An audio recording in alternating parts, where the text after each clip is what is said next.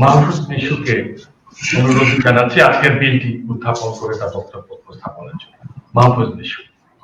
ধন্যবাদ মাননীয় স্পিকার। মাননীয় স্পিকার, আপনার অনুমতি ক্রমে আজকের সংসদে যে প্রস্তাবটি উত্থাপন আমরা করতে যাচ্ছি সেটা হচ্ছে উন্নয়নের গল্পগুলো কেবলই ফ্যান্টাসি নয়। উন্নয়ন, গল্প, ফ্যান্টাসি শব্দগুলোর সঙ্গেই এক ধরনের দোতনা আছে এবং আমাদের মনে হয় যে এই শব্দগুলো খুবই আপন, খুবই পরিপূরক। এবং আমরা আজকে সরকারি দল থেকে যখন এই প্রস্তাবটি উত্থাপন করছি তখন এই সংসদে দাবি করে এই উন্নয়ন বলতে আসলে আমরা কি বুঝাচ্ছি, কার উন্নয়ন বোঝাচ্ছি, কোন সময়ের উন্নয়ন বোঝাচ্ছি। একই সঙ্গে এটিও দাবি করে উন্নয়নের গল্পগুলো আসলে কি, ফ্যান্টাসি বা কি, সেই জিনিসগুলো প্রথমে একটু ব্যাখ্যা করা দরকার।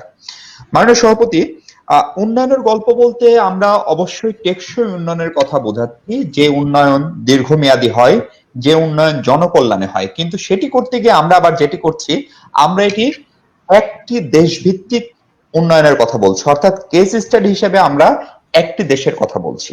এবং সেই দেশটি হচ্ছে এমন একটি দেশ, যেই দেশ এখন থেকে 3 দশক পূর্বেও তার উন্নয়নের গল্প নিয়ে নানা রকম ফ্যান্টাসি চলতো।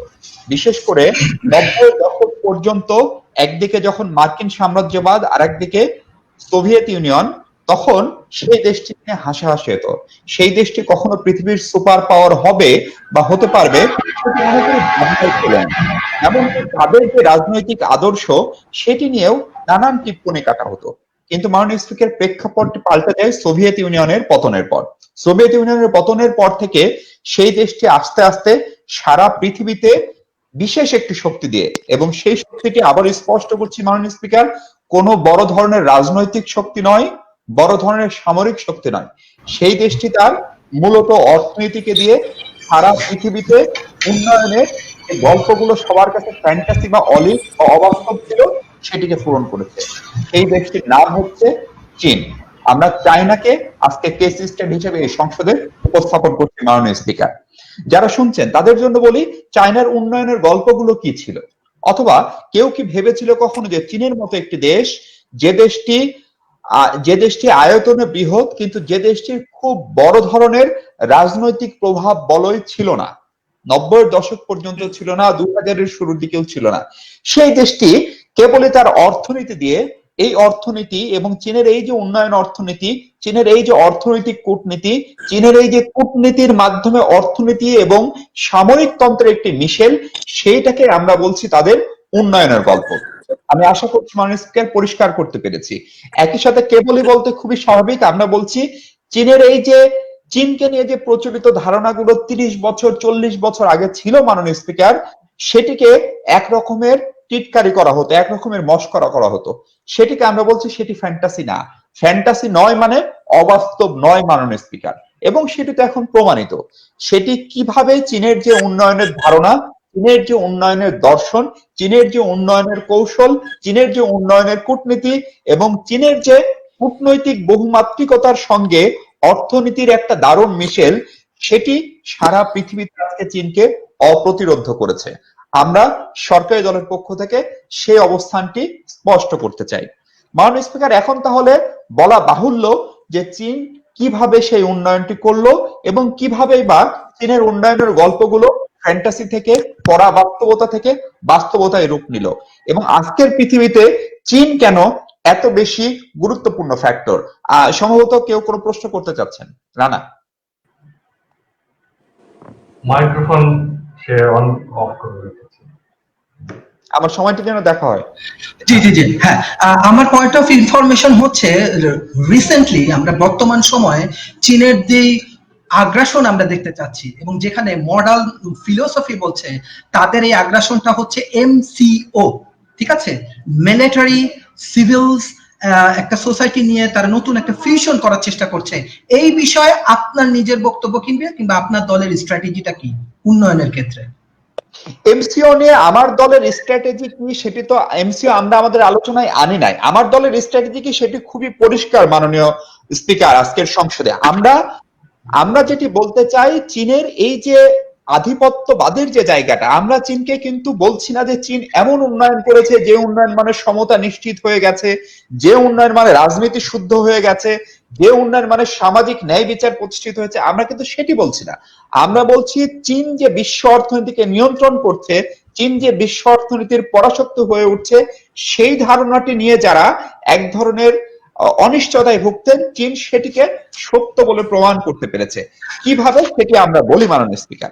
ধরুন কথার কথা, চীন সারা পৃথিবীতে, চীনের যে অর্থনীতির আকার, সেখান থেকে চীন ইন্ডাস্ট্রিয়ালাইজেশন থেকে বেরিয়ে চীন কিন্তু এখন সার্ভিস ইকোনমিকের দিকে যাচ্ছে। ধরেন শ্রীলঙ্কায় একটি বন্দর হবে, সেটি কে তৈরি করবে? চীন তৈরি করবে। ধরেন বাংলাদেশে পদ্মা সেতু হবে, সেটি কে তৈরি করে দিবে? চীন তৈরি করে দিবে। ধরেন ভারতে একটি নিউক্লিয়ার প্ল্যান্ট হবে, সেটির তৈরি কে করে দিবে? চীন করে দিবে। ফলে চীন কিন্তু একটি দেশে যখন যাচ্ছে, তখন সে তার বিনিয়োগ নিয়ে যাচ্ছে, তখন সে তার প্রযুক্তি নিয়ে যাচ্ছে, তখন সে তার বুদ্ধি নিয়ে যাচ্ছে। এবং এই চিন্তা, বুদ্ধি, প্রযুক্তির মিশেলের সঙ্গে যখন কূটনীতি একাকার হচ্ছে, তখন চীন কিন্তু সেই দেশটির জন্য অথবা সেই অঞ্চলের জন্য একটি মান নির্ধারক ফ্যাক্ট হয়ে যাচ্ছে। তাই আপনি বাংলাদেশের মতো একটি দেশ যখন রোহিঙ্গা নিয়ে চূড়ান্ত রকমের সংকটে ভুগেন, তখন আপনাকে সমস্যাটি সমাধানের জন্য চীনের দ্বারস্থ হতে হয়, চীনের কাছে তাকাতে হয়। শ্রীলঙ্কা যখন বন্দর করতে চায়, তাকেও চীনের দ্বারস্থ হতে হয়। মার্কিন যুক্তরাষ্ট্র কিংবা পৃথিবীর অন্য বড় কোনো দেশ যখন ঔষধ শিল্পের কিছু করতে চায় অথবা বায়োলজিক্যাল উইপন তৈরি করতে চায়, তখনও তাদের জন্য চীনের কাছে যাওয়া ছাড়া অন্য কোনো বিকল্প থাকে না। মাননীয় স্পিকার, সাম্প্রতিক উদাহরণের কথা বলছি। ধরেন যেদিন আমি একটু পরে নিচ্ছি, যেদিন অক্সফোর্ড ইউনিভার্সিটি তাদের করোনা ভ্যাকসিনের থার্ড ফেজের ট্রায়াল শুরু করলো, একই দিনে চীনের একটি কোম্পানি সিনোভ্যাকও একই পর্যায়ে ছিল। পশ্চিমা মিডিয়ার কারণে সেটি আসলোই না। অথবা চীন যখন মার্সে তার উপগ্রহ, কৃত্রিম উপগ্রহ পাঠালো, চীন যখন সেখানে রকেট পাঠালো, সেটিও খুব বেশি আসলো না। ফলে চীন কাজ করছে নীরবে।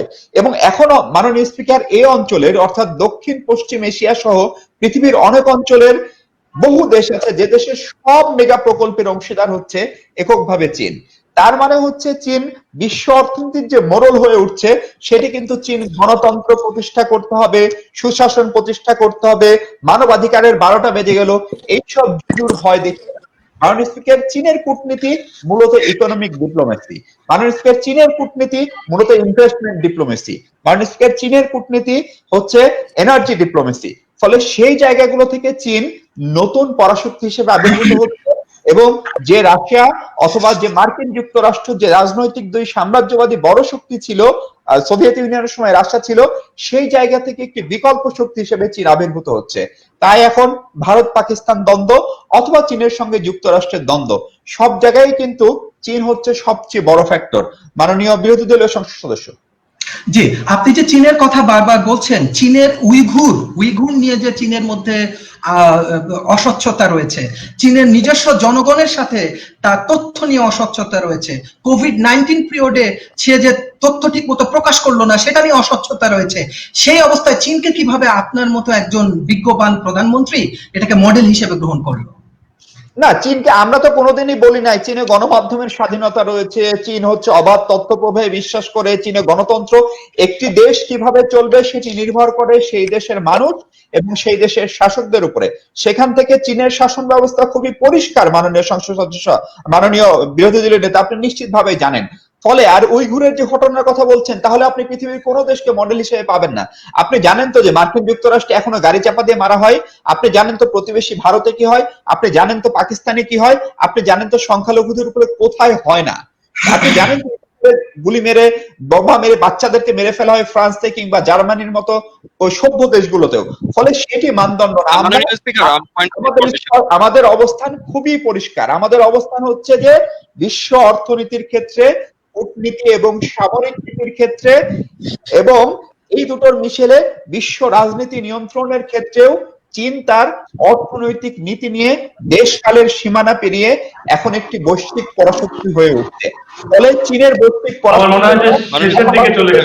নেতৃত্ব দেওয়ার ক্ষেত্রে চীনের যে উত্থানের গল্প, সেই গল্পটি এখন আর নয়।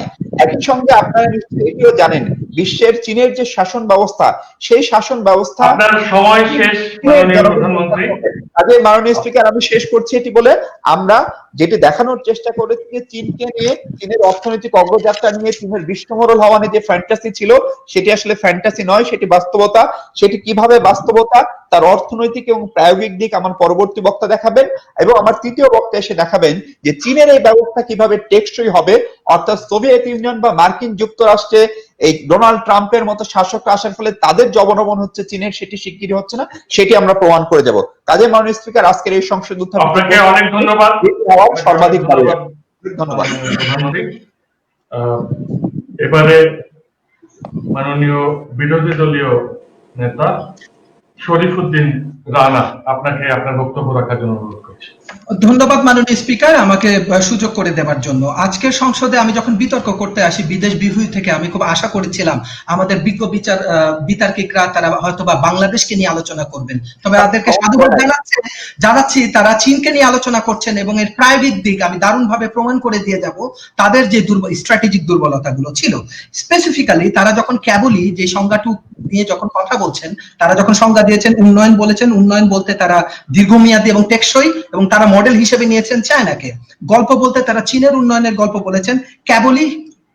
কেবলই চায়নাই একমাত্র এক্সাম্পল হবে, এই বিষয়টা ক্লিয়ার ছিল না, আমি ক্লিয়ার করে দিচ্ছি। কেবলই বলতে এই বিশ্ব পরিমণ্ডলে অর্থনৈতিক প্রেক্ষাপটে যদি একটি নির্দিষ্ট কান্ট্রি এই অর্থনৈতিক বলয়ে প্রভাব বিস্তার করতে পারে, তাহলে আমরা ধরে নেব সেই কান্ট্রি কিংবা সেই দল কিংবা সেই দেশটি কেবলই মাত্র অর্থনৈতিক উন্নয়নে ভূমিকা পালন করছে এবং অনেকে সাস্টেনেবল উন্নয়নে ভূমিকা পালন করছে না। এবং ফ্যান্টাসি বিষয়ে তার আলোকপাত করে গেছেন, যেটা অবাস্তব নয়।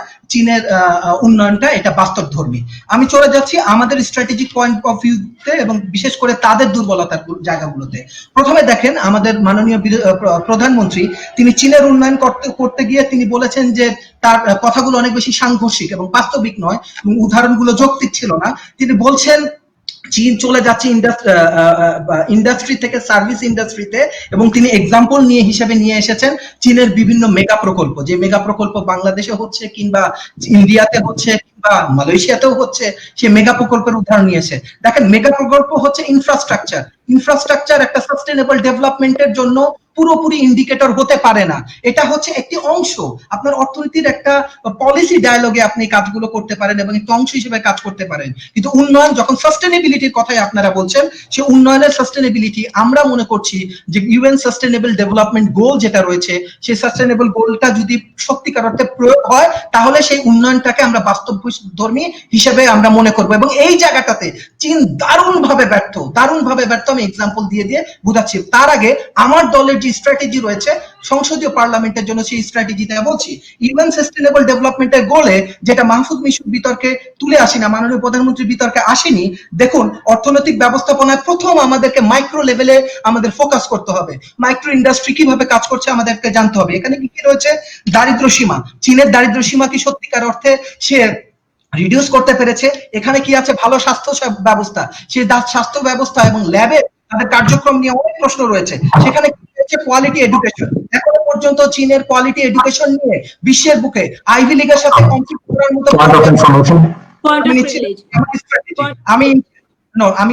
আমি স্ট্র্যাটেজি শেষ করছি।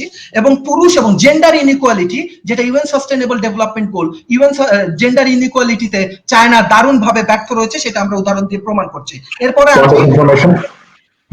আমি আমার স্ট্র্যাটেজি শেষ করে আপনি ইনফরমেশন দিচ্ছি। তারপরে যে সাস্টেনেবল ডেভেলপমেন্টে আপনারা যে ইনফ্রাস্ট্রাকচারের কথা বললেন, সুপেয় পানি, এনার্জি, ইন্ডাস্ট্রিয়ালাইজেশন, স্মার্ট ভিলেজ, এগুলো নিয়ে আপনারা কথা বলছেন। এখন এই দুটি মাইক্রো এবং ম্যাক্রো, ইন্ডাস্ট্রিয়ালাইজেশন এবং মানুষের সার্বিক উন্নতি যদি হয়, তখন কি হবে? একটি দেশে অর্থনৈতিকভাবে সাম্যতা আসবে, একটি দেশে পলিটিক্যাল ডিপ্লোমেসি প্রপার একটি জায়গায় গিয়ে দাঁড়াবে, একটি দেশে নতুন নতুন কর্মসংস্থান তৈরি হবে, তখন তারা রাজনৈতিকভাবে সফল হবে এবং পৃথিবীর বুকে তার এক্সাম্পল নিয়ে আসবে। এবং পৃথিবীতে একটি দেশও এখন বলতে পারবে না, একটি দেশও আমি আপনাকে এই কোভিড-19 সিচুয়েশনে চ্যালেঞ্জ দিয়ে বলতে পারি যে আমরা এককভাবে কেবলই চীনই একটা ভালো এক্সাম্পল হবে। আমরা জাপানের ডিপ্লোমেসি দেখেন, জাপানের অর্থনৈতিক কাঠামো দেখেন, জাপানের অর্থনৈতিক কাঠামো চীনের চাইতে অনেক বেশি গ্রহণযোগ্য। মালয়েশিয়ার যে উন্নতি হয়েছে কিংবা তারা যে কোভিড-19 পিরিয়ডে তারা যে ভালো ভূমিকা পালন করছে, তার মেজর জিনিসটা হচ্ছে they are followed by the Japanese activity, Japanese treatment, South Korean point of order তো নিতেই হবে। সুতরাং মাননীয় স্পিকার, আমরা খুব সুস্পষ্টভাবে বলেছি যে আমরা আজকের এই বিতর্কে ফ্যান্টাসির ক্ষেত্রে, উন্নয়নের গল্পের ক্ষেত্রে কেবল চীনকে নিয়ে আলোচনা করছি, কারণ এটাকে আমরা কেস স্টাডি বলছি। ওনাদেরকে প্রমাণ করতে হবে যে চীনের উন্নয়নের গল্পগুলো এখনো ফ্যান্টাসি অর্থাৎ বাস্তব না। আমি কেন জাপান আনলাম না অথবা আমি কেন সোভিয়েত ইউনিয়ন আনলাম না, সেটা যদি বলেন তাহলে সেটা বিরোধী দলের বক্তার সঙ্গে সাংঘর্ষিক হয়। নো নো নো, আমি কি কথা বলতে পারি মাননীয় স্পিকার? যখন আপনি বৈশ্বিক প্রেক্ষাপটে যখন আলোচনা স্পিকারের কাছে ছিল, পয়েন্টটি স্পিকারের কাছে ছিল, আমি একটা ব্যাখ্যা দিতে চাচ্ছি এবং আমার সময়টা কাউন্ট করা হোক। করা হচ্ছে সময় কাউন্ট, কিন্তু আপনি চেষ্টা করেন যে মানে না, যখন আপনি একটি উন্নয়ন নিয়ে কথা বলবেন, বৈশ্বিক উন্নয়ন নিয়ে কথা বলবেন, একটি দেশ আমি বিরোধী দল করছি এবং সংসদীয় বিতর্কের রীতিনীতি অনুযায়ী আমি 10টা কান্ট্রিকে এক্সাম্পল হিসেবে প্রুফ করতে পারি যে যারা চায়নার তুলনায় ভালো কাজ করছে। এটা পয়েন্ট অফ অর্ডারের মধ্যে মাননীয় প্রধানমন্ত্রী স্পিকার এটা পড়ে না, এটা ওনাদের একটি ভ্রান্ত ধারণা। ঠিক আছে, তাহলে এখন আপনি কন্টিনিউ করুন। হ্যাঁ, আপনি দেখেন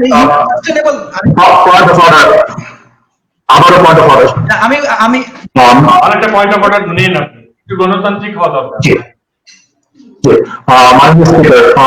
মাননীয় বিন্দুদলীয় নেতা এই মাত্র বলে গেলেন তিনি বৈশ্বিক ভাবে 10টি দেশকে প্রেজেন্ট করতে পারবেন এবং তিনি আরো উন্নয়নের সংজ্ঞা যেটি মাননীয় প্রধানমন্ত্রী দিয়ে গেছেন টেকসই এবং দীর্ঘমেয়াদী কল্যাণকর, সেখানের মধ্যে তিনি নতুন ডেফিনিশন হিসেবে সাস্টেনেবল ডেভেলপমেন্ট গোল এবং বিভিন্ন উন্নয়ন নতুন টার্ম নিয়ে আসছেন, যেহেতু মাননীয় প্রধানমন্ত্রীর সংজ্ঞাকে টোটালি বিরোধিতা করে।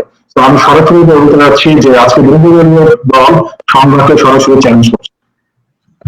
মাননীয় স্পিকার, আমি কি কথা বলতে পারি? আমাকে অনেক বেশি ইন্টারাপ্ট করা হচ্ছে, কারণ তাদের দুর্বল একটি স্ট্যান্ড নেওয়ার কারণে তারা আমাদেরকে খুব বাধা প্রদান করছেন। আমি বলছি টেকসই উন্নয়ন, সাস্টেনেবল ডেভেলপমেন্ট নিয়ে তারা কথা বলবেন, কিন্তু তারা আমার দলের স্ট্র্যাটেজি আমি মেক করছি সাস্টেনেবিলিটি ডেভেলপমেন্ট নিয়ে, সেটা নিয়ে তারা ইউএন সাস্টেনেবল ডেভেলপমেন্ট গোল একটি প্রত্যেকটা বিতর্কিকের জানার কথা এটি কত গ্রহণযোগ্য এবং সারা বিশ্বব্যাপী এটি সমাদৃত, এবং আমি আশা করব তারা তাদের দুর্বল স্ট্যান্ডটা ঢাকার জন্য আমার বিতর্ককে আর বাধা প্রদান করবেন না, আমাকে চালিয়ে যেতে দেবেন। জি, শুরু করেন আপনি। জি, ধন্যবাদ। এখন আসা যাক তাদের হচ্ছে যে মাইক্রো লেভেলের ইনিশিয়েটিভ, তাদের যে মাইক্রো লেভেলের নিজের কান্ট্রিতে যে ইনিশিয়েটিভ ছিল কোভিড-19 পিরিয়ডে চায়নার বিরুদ্ধে সবার অভিযোগ কি, প্রত্যেকটা জায়গা প্রত্যেকটি দেশের অভিযোগ কি যে তোমার তথ্যগুলোকে সঠিকভাবে আমাদেরকে প্রকাশ করনি কেন, সময় মতো কেন তুমি আমাদেরকে কোভিড-19 এর তথ্য দাওনি, এই কারণে এত মানুষ আমাদের দেশে মারা গেল। সেটা খুবই লজিক্যাল, সেটা খুবই গুরুত্বপূর্ণ বিষয়। চায়না তথ্য কখনোই সঠিকভাবে প্রচার করে না, এবং চায়না এই যে সাস্টেনেবিলিটির মেজর অবজেক্টিভ আপনার সঠিকভাবে তথ্যের আদান প্রদান করতে হবে। তাদের এডুকেশন সিস্টেম নিয়ে কোশ্চেন আছে, তাদের স্বাস্থ্য ব্যবস্থা নিয়ে প্রশ্ন আছে, তাদের এখন আমি তাদেরকে যেটা বলবো MCF, আপনারা হয়তো জেনে থাকবেন তারা কি করছে, মিলিটারি এবং সিভিল ফিউশন তৈরি করা করছে। আপনারা হয়তো জানেন না, এটা বাংলাদেশের জন্য অ্যালার্মিং। যখন তারা ইরানে নতুন করে তারা $44 বিলিয়ন এই মেগা প্রকল্পের চুক্তিগুলো করছে, তখন তারা 5,000 নতুন করে সেনা সেখানে মোতায়েন করা চুক্তি করছেন, এবং যখন তারা এই কাজগুলো করছেন মেগা প্রকল্পগুলো এখন আর নব্য সাম্রাজ্যবাদের নতুন হাতিয়ার হচ্ছে। আমরা কি সাধারণ মানুষ জানি যে যে মেগা প্রকল্পগুলো চায়না তৈরি করছে, কতগুলো বন্দর তারা ওন করছে, কতগুলো বন্দর তারা পাকিস্তানের কোন জায়গাগুলো তারা দখল করে নিয়েছে, তারা শ্রীলঙ্কার কোন জায়গাগুলো দখল করে নিয়েছে, মালয়েশিয়াতে তাদের সাথে ডিপ্লোম্যাসি কোন চ্যালেঞ্জগুলো রয়েছে, মালয়েশিয়া তাদের সাথে হিউজ, এবং লাস্ট যে গভর্নমেন্টই ছিল তারা চায়নার অনেক মেগা প্রকল্প তারা বাতিল করে দিয়েছে। চায়নার সাথে এনার্জি রিলেটেড প্রজেক্ট, চায়নার সাথে তাদের ট্রেন প্রজেক্ট, চায়নার সাথে তাদের স্মার্ট সিটি প্রজেক্ট, অনেক প্রকল্প বাতিল করেছে। কেন বাতিল করেছে? কারণ চায়না এটি নব্য সাম্রাজ্যবাদের একটি স্ট্র্যাটেজি নিয়ে প্রত্যেকটা দেশে প্রভাব বিস্তার করছে, এবং তারা ফলস মানি, আপনারা দেখেন না, আমরা ফেসবুকে বিতর্ক করছি, নাজ ডেইলিতে যান, গিয়ে দেখেন নাজ ডেইলি কি বলছে, যে এটা ফলস মানি, এই মানিতে তোমরা আকৃষ্ট হও না, এই মানিতে তোমরা ডুবে যেও না। যদি তোমরা এই ধরনের মানিতে অর্থনীতিতে তোমরা ডুবে যাও তাহলে ইউ উইল ফেল। সিঙ্গাপুর দেখেন, মালয়েশিয়া কিংবা অন্যান্য যে দেশগুলো আছে তারা চেক এন্ড ব্যালেন্স করছে। কেন জাপানের কথা বললাম, আপনার স্বচ্ছতার জন্য সঠিক একটা এক্সাম্পল হিসেবে আমরা গ্রহণ করতে হবে, এবং যে এক্সাম্পলটা সত্যিকার অর্থে কার্যকরী হবে। সেকেন্ডলি, আমি most important thing is that আমাদের স্ট্র্যাটেজিক পয়েন্ট অফ ভিউ গুলো থেকে যদি আমরা দেখি যে চায়না প্রথমে তার নিজস্ব যে ইকোনমিক কাঠামো আছে সেখানে ধনী এবং আপনাকে শেষ করতে হবে আপনি শেষ বাক্যটা বলেন। জি জি, ধনী এবং গরিব শ্রেণীর মধ্যে চায়না দারুণভাবে অসামঞ্জস্যতা তৈরি করছে, এবং যখন তারা এই অসামঞ্জস্যতা তৈরি করছে তখন তাদের অর্থনীতি অবশ্যই সাস্টেইনেবল না, যার প্রমাণ জাপান সহ ইউরোপ সহ বিভিন্ন শতাধিক কর্পোরেশন এবং বিলিয়নস অফ ডলারের ইনভেস্টমেন্ট চায়না থেকে সরে গেছে, তারা জাপানে চলে গেছে। ধন্যবাদ বিরোধী দলীয় নেতা আপনাকে। এবারে সরকার দলীয় মন্ত্রী, উন্নয়ন মন্ত্রী শুভার্থী বড়ুয়াকে তার বক্তব্য রাখার জন্য অনুরোধ করছি। ধন্যবাদ মাননীয় স্পিকার, আমাকে আজকে বক্তব্য দেওয়ার সুযোগ দেওয়ার জন্য। আজকে যেভাবে আমাদের মাননীয় প্রধানমন্ত্রী আমাদের প্রস্তাবটি উত্থাপন করেছেন যে এই সংসদ মনে করে যে উন্নয়নের গল্পগুলো কেবল ফ্যান্টাসি নয়, আমাদের মাননীয় প্রধানমন্ত্রী সুন্দরভাবে আজকে আমাদের দলের কৌশলগত সংগ্রামগুলো করে গেছেন, যেখানে তিনি বলে গেছেন উন্নয়ন বলতে আমরা আজকে বুঝাতে চাচ্ছি দীর্ঘমেয়াদী জনকল্যাণকর উদাহরণ, যেখানের মধ্যে আমরা আজকে গল্পগুলো বলে যাবো অর্থনৈতিক কূটনীতির মাধ্যমে কিভাবে একটি দেশের কেস স্টাডির মাধ্যমে আমরা উপস্থাপন করতে চাচ্ছি যে কিভাবে উন্নয়নের গল্পগুলো অবাস্তবময় এবং কিভাবে সেগুলো বাস্তবে পরিণত হয়েছে। আজকে মাননীয় বিরোধী নেতা তার দলগত কৌশল বর্ণনা করতে গিয়ে তিনি প্রথমত আমাদের সংগ্রামটিকে আমি সরাসরি বলে যাবো তিনি সংগ্রামটিকে চ্যালেঞ্জ করেছেন, যেটিকে চ্যালেঞ্জ করে তিনি সেটাকে বিস্তৃত করার চেষ্টা করেছেন। এবং এখানের মধ্যে যদি আমরা বলেছি যে উন্নয়নের গল্পগুলোকে অবাস্তব নয় প্রমাণ করার জন্য আমরা একটি নির্দিষ্ট কেস স্টাডির মাধ্যমে প্রমাণ করার চেষ্টা করব, তিনি সেখানের মধ্যে সেই সংগ্রামটিকে তিনি বিস্তৃত করে আরো একাধিক দেশের উদাহরণ টেনে আনার চেষ্টা করেছেন। তো আজকে আমরা মাননীয় বিরোধী দলীয় নেতার এই কৌশলগত বিশ্লেষণের বিপক্ষে গিয়ে আমরা আবারও আজকে প্রধানমন্ত্রী এবং আমাদের সরকারি দলীয় দলের যে কৌশল সেটিকে আবার ব্যাখ্যা করতে চাচ্ছি। মাননীয় প্রধানমন্ত্রী প্রথমে বলে গেছেন যে আমরা আজকে গল্পের মধ্যে অর্থনৈতিক কূটনীতির কথা বলছি।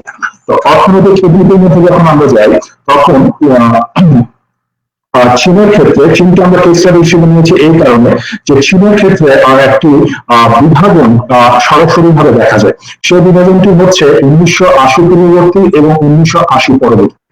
এই 1980 পূর্ববর্তী যে চীনের অর্থনীতি ছিল সেটি ছিল অনেকটা, সেটি ছিল পুরোপুরি রাষ্ট্রকেন্দ্রিক, রাষ্ট্র নিয়ন্ত্রিত, যেখানে রাষ্ট্র বলে দিত যে কি পরিমাণে কি ধরনের উৎপাদন করা হবে, কি পরিমাণ উৎপাদন করা হবে, কি দামে বিক্রি করা হবে, সবকিছু ছিল সরকার কর্তৃক নিয়ন্ত্রিত।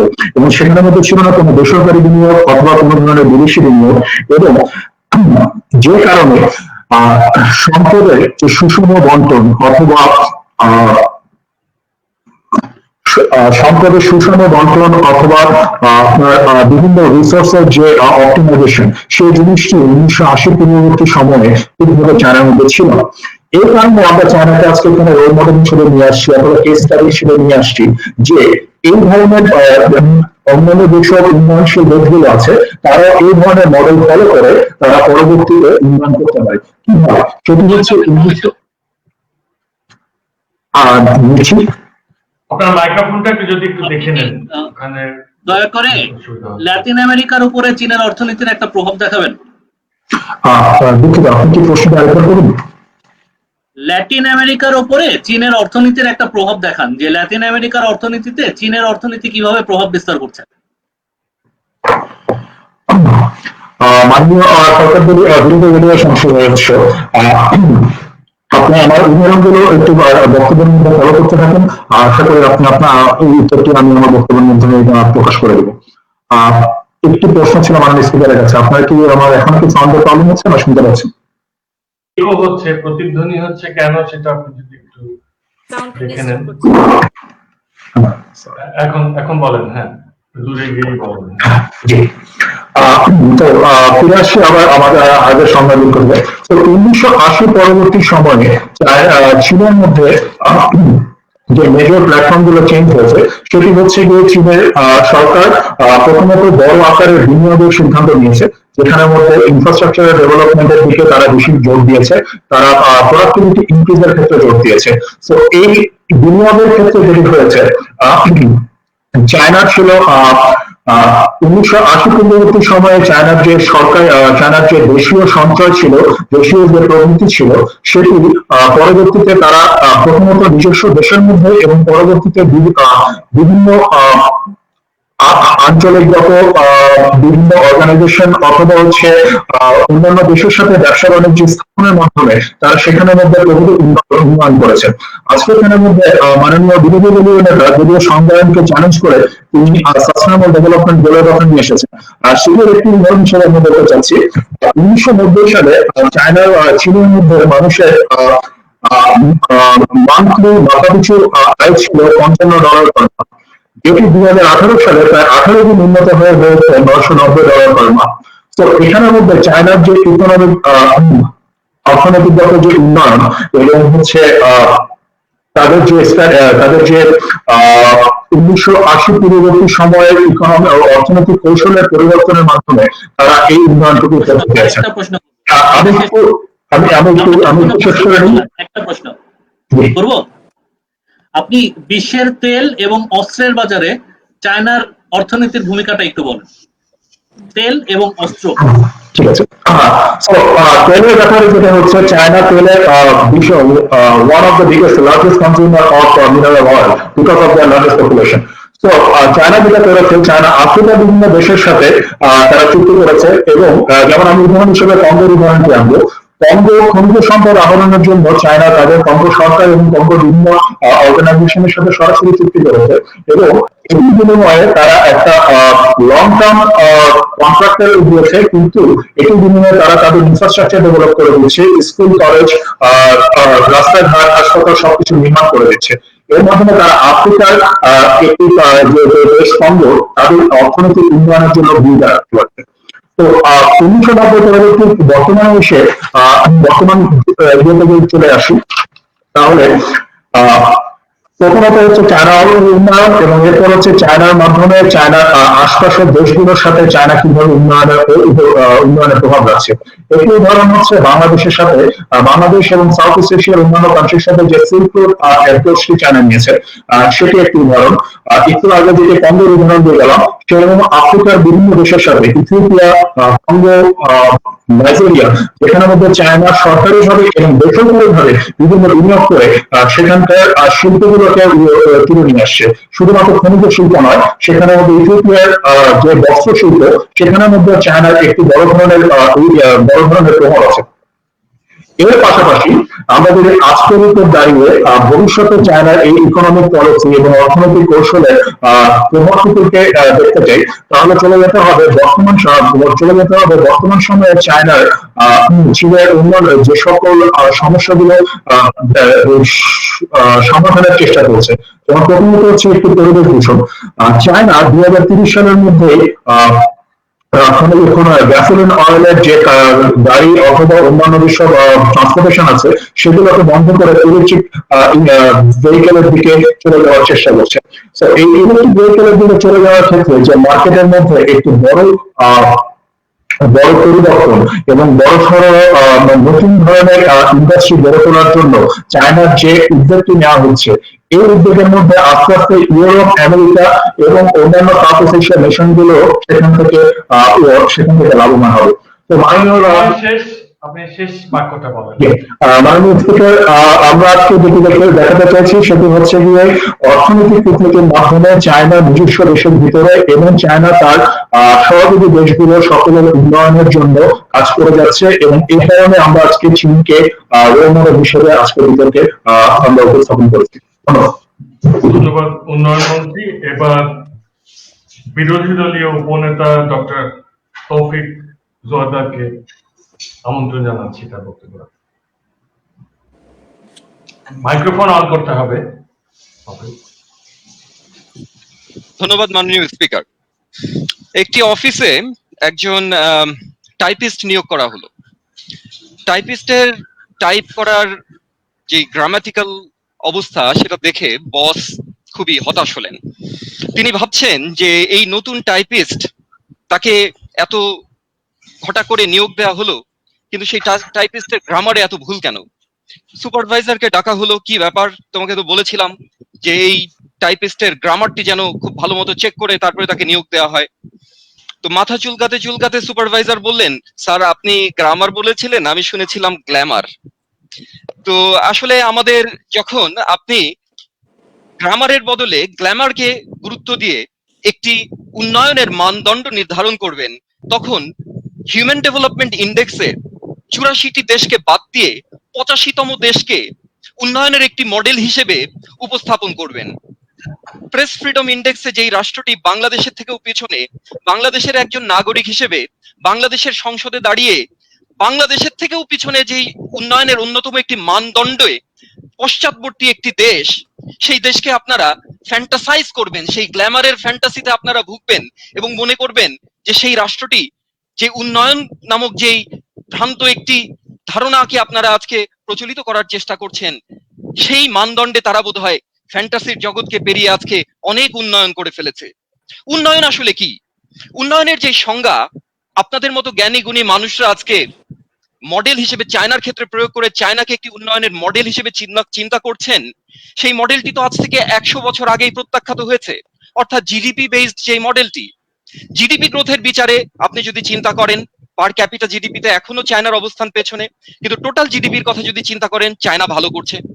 আপনারা যদি মনে করেন যে উন্নয়নের গল্পগুলো আজকে ফ্যান্টাসি নয় চায়নার ক্ষেত্রে, তাহলে বলতে হবে যে সেই 100 বছরের পুরনো যে মানদণ্ড, সেই মানদণ্ডের বিচারে আপনারা আজকে একটা ভুল চশমার আড়াল থেকে চায়নাকে দেখার প্রয়াস পেয়েছেন, চীনকে দেখার প্রয়াস পেয়েছেন। উন্নয়ন আসলে কি? 1960-এর দশকে যখন অমর্ত্য সেনরা হিউম্যান ডেভেলপমেন্ট ইন্ডেক্স ডেভেলপ করেন, যখন জন রলসের উন্নয়নের ধারণাগুলো কেবলমাত্র পাখা মেলতে শুরু করেছে, তখন আমরা বুঝতে পারি যে জিডিপি যদি মানুষের মৌলিক অধিকারগুলোকে সমুন্নত করতে না পারে, যদি তার কথা বলার অধিকারকে সমুন্নত করতে না পারে, যদি তার বেঁচে থাকার যেই আনন্দ, সেই আনন্দগুলোকে পরিপূর্ণ মাত্রায় ব্যবহারের সুযোগ সৃষ্টি করতে না পারে, তবে সেই উন্নয়ন কেবলমাত্র কয়েকটি সংখ্যা বই আর কিছুই নয়। সেই বিবেচনায় যদি আমরা দেখি, তাহলে আমাদেরকে চিন্তা করতে হবে চায়নার অবস্থান সত্যিকার উন্নয়নের ক্ষেত্রে কোথায়। আপনারা এমন একটি মানবিক মানদণ্ড দেখাতে পারবেন যেখানে চায়না বিশ্বের 1 নম্বর অবস্থানে আছে? আপনারা এমন একটি মানদণ্ড, এমন একটি ইন্ডেক্স দেখাতে পারবেন যে ইন্ডেক্সে চায়না আসলে অনেক উন্নত, আমি প্রথম 10টির মধ্যে আছে, 1 নম্বর নয়? যদি তাই হয়, আমাদের বিরোধী দলীয় নেতা যে প্রশ্নটি করেছেন, তিনি আপনাদের ডেফিনিশনকে চ্যালেঞ্জ করেননি। উনি বলেছেন আপনারা যদি চায়নাকে উন্নয়নের একটি ফ্যান্টাসি নয় বলেই দাবি করেন, তাহলে চায়নার আগে যে বিভিন্ন মানদণ্ডে আরো অসংখ্য দেশ বিরাজ করছে, সেই দেশগুলোকে কেন আপনি ফ্যান্টাসি নয় বলে দাবি করছেন না? অর্থাৎ কোন মানদণ্ডে আপনারা চায়নাকে একটি উন্নয়নের একটি মডেল হিসেবে বিবেচনা করছেন? মাঝখান থেকে হঠাৎ করে একটি দেশকে আপনারা তো এভাবে তুলে বিতর্কের মঞ্চে অবতীর্ণ হতে পারেন না। যদি হন, সেটি আসলে অবিচার করা হয়। এখন আমরা দেখি আমাদের মাননীয় বিরোধী দলীয় নেতা বলে গিয়েছেন বেশ কিছু ক্ষেত্র তিনি দেখিয়েছেন, অর্থনৈতিক দৃষ্টিকোণ থেকে তিনি দেখিয়েছেন যে চীনের অবস্থান কেন এখনো ভঙ্গুর, কেন সাস্টেনেবল নয়। সাস্টেনেবিলিটির ইস্যুতে আমি একটু পরে আসছি। তার আগে স্বাস্থ্য, যেহেতু আমি স্বাস্থ্য মন্ত্রী ছিলাম এর আগের সংসদে, আপনাদের এই রাজনীতির কুটকচালে আমি আজকে স্বাস্থ্যমন্ত্রীর পদ থেকে বিচ্যুত হয়েছি, কিন্তু স্বাস্থ্যের যেই ইন্ডিকেটর বা সূচকগুলো আছে সেগুলো আমি আমার মন থেকে সম্পূর্ণভাবে মুছে যায়নি। চায়নার দিকে যদি আপনি তাকান, চায়নার আউটডোর এয়ার পলিউশনের দিকে যদি তাকান, সেটি বিশ্বের মধ্যে এখনো সর্বোচ্চ, এবং এই আউটডোর এয়ার পলিউশনের কারণে শ্বাসতন্ত্রের বিভিন্ন প্রদাহে আক্রান্ত হয়ে প্রতি বছর 3 লক্ষের বেশি মানুষ মারা যায়। এটি কি, যেই মানুষগুলো মারা যাচ্ছে তাদের কাছে চায়নার উন্নয়ন অবশ্যই একটি ফ্যান্টাসি, আপনার কাছে নাই হইতে পারে। ওয়াটার গ্রেড, অর্থাৎ ওয়াটার গ্রেডের বিবেচনায় 5টি স্তর নির্ধারণ করা হয়েছে। চায়নার 20% বেশি নদীর গ্রেড এই গ্রেড 5 এর নিচে, এবং যেটার কারণে আর্সেনিক এবং উপনেতা মাহফুজ নিশু আপনাকে প্রশ্ন করতে চাচ্ছে, প্রধানমন্ত্রী আপনাকে প্রশ্ন করতে চাচ্ছে। জি বলুন।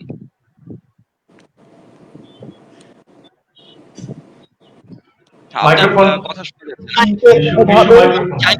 ইউজ করছেন, আপনার বক্তব্য আমরা শুনতে পাচ্ছি না এখন। এখন শুনতে পাচ্ছি। মাননীয় উপনেতা ধন্যবাদ। প্রশ্নটা হচ্ছে যে আমরা চীনকে কোনোভাবে একটি কল্যাণকামী জনধর্মী রাষ্ট্র হিসেবে এখানে প্রমাণ করতে চাইনি। প্রশ্ন হচ্ছে আমরা যে আঙ্গিকে বলেছি বৈশ্বিক পরাশক্তি হয়ে ওঠার জন্য, ঠিক সেরকম বৈশ্বিক পরাশক্তি যারা ছিল বা যারা আছেন অথবা যারা হতে পারেন, আপনারা যে মানদণ্ডগুলোর কথা বলছেন সেরকম একটি মানবিক পরাশক্তি রাষ্ট্রের নাম শুনতে চাই। মানবিক পরাশক্তি কথা তো আমরা বলছি না এখানে। আপনারা দাবি করছেন উন্নয়নের কথা, আপনারা বলতেছেন উন্নয়নের কথা, আপনারা বলেননি যে মানে আপনারা উন্নয়ন বলতে কি বোঝাতে যাচ্ছেন তার ডেফিনিশনটিও আপনারা ক্লিয়ার করেননি। আপনারা কেবলমাত্র বলে যাচ্ছেন পরাশক্তি হওয়াটাই কি উন্নয়নের মানদণ্ড।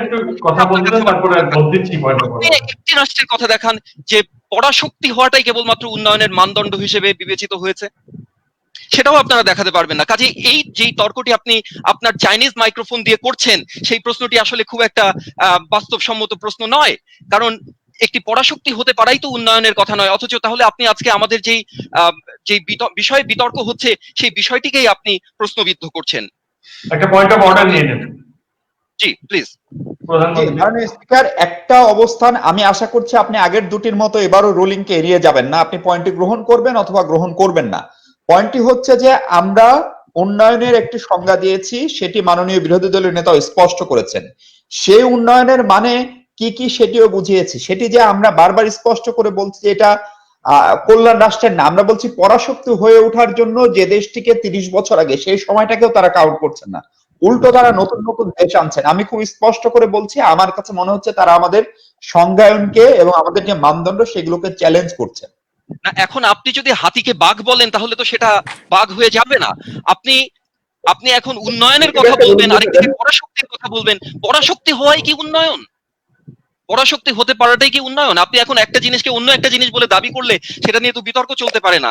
আপনি যদি আজকে একটি কাঁঠালকে গোলাপ ফুল বলেন, আমাদেরকে সেটা নিয়ে বিতর্ক করে যেতে হবে?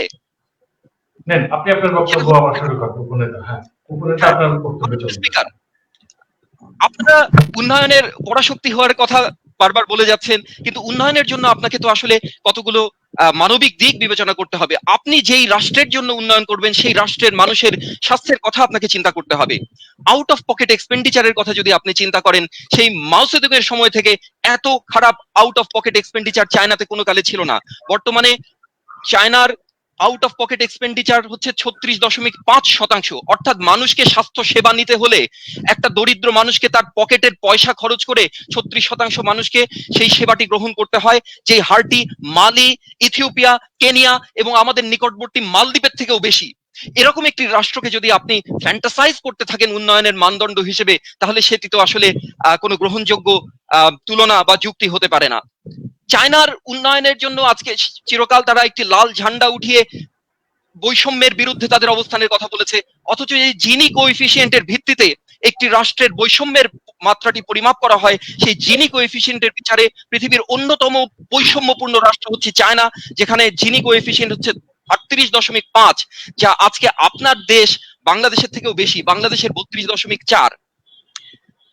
আমাদের প্রেস ফ্রিডমের কথা আমরা বলছিলাম, প্রেস ফ্রিডমের কথা যদি আপনারা চিন্তা করেন, প্রেস ফ্রিডমের বিচারে চায়নার অবস্থান 177তম। 180টি দেশের মধ্যে 177তম হচ্ছে চায়নার অবস্থান, যেটিও বাংলাদেশের থেকে পেছনে। তাহলে এই উন্নয়ন দিয়ে এই পরাশক্তি হয়ে আপনার আমার কার কি লাভ আছে? চায়নার ধন্যবাদ আপনি আর শেষ বাক্যটা বলেন। মাননীয় স্পিকার, যে আপনি যদি এই এত পশ্চাৎপদতা নিয়ে, এত উন্নয়নের বিকল্প মানে একটি এই ধরনের ইন্ডিকেটর গুলো নিয়ে চায়নাকে উন্নয়নের রোল মডেল হিসেবে ফ্যান্টাসাইজ করতেই চান, তাহলে 1840 সালে যেই দ্রব্যটি সেবন করার কারণে চায়না একটি যুদ্ধে অবতীর্ণ হয়েছিল, ওপিয়াম ওয়ার, সেই ওপিয়াম সেবন করেই কেবলমাত্র চায়নাকে উন্নয়নের একটি ফ্যান্টাসি হিসেবে কল্পনা করা যেতে পারে, এর ব্যতিরেকে নয়। ধন্যবাদ। ধন্যবাদ ডক্টর তৌফিক জোয়ার্দার, বিরোধী দলীয় উপনেতা। এবার আমন্ত্রণ জানাচ্ছি সরকার দলীয় সদস্য এবং উন্নয়ন বিষয়ক সংসদীয় কমিটির সভানেত্রী আনিকা রহমানকে। আসসালামু আলাইকুম, আশা করি সবাই ভালো আছেন। আমাকে কি শুনতে পাচ্ছেন? শুনতে পাচ্ছি, হ্যাঁ বলুন। জি, ধন্যবাদ মাননীয় স্পিকার আমাকে ফ্লোর দেওয়ার জন্য।